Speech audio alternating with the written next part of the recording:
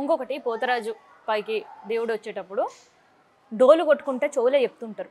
డోలు కొట్టుకుంటా అంటే పోతరాజు దండకం ఎట్లా అంటే పోతరాజు పైనకి ఆ పోతలింగుడు ఆవహించే ఒక దండకం అది.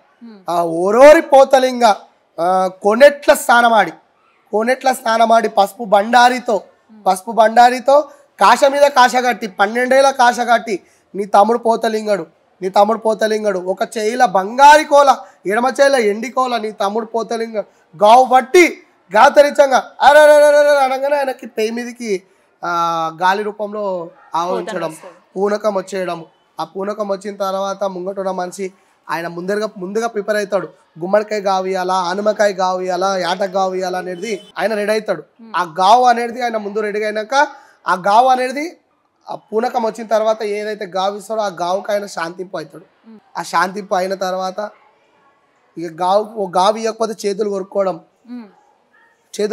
జరుగుతుంది. అప్పుడు ఎంబడున్న వాళ్ళకి అర్థమవుతుంది పూనకం వచ్చేసింది, ఆయనకి ఏదైనా ఒక గావు ఇవ్వాలని చెప్పేసి నిమ్మకాయ గావు అయినా ఇవ్వడము, గుమ్మడికాయను ఇవ్వడము, యాటనని ఇవ్వడము అక్కడ ఉన్న వాళ్ళకి తెలుసుంటే చేస్తారు. అసలు గావు ఎందుకు పట్టిస్తారు?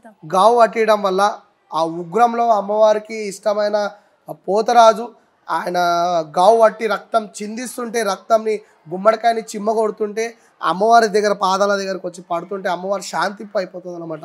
ఇది ఒక పూర్వీక కాలంలో ఒక జరిగిన ఒక సన్నివేశం. సాకలి పుల్లయ్యతోని జరిగిన పోతరాజుకి జరిగిన సన్నివేశంలో ఈ గావు ప్రోగ్రాం ఏంటంటే ఆనాటి నుంచి గావు పట్టుకుంటా పోతరాజు అమ్మవారి ముంగట గావు పట్టించి ఆ రక్తం చిమ్మించడం వల్ల అమ్మవారి శాంతింపు అయిపోయి ఆ పోతరాజు నోట్లో రక్తం చూడడం వల్ల ఆమె ఆనందంగా పడుతుంది అనమాట.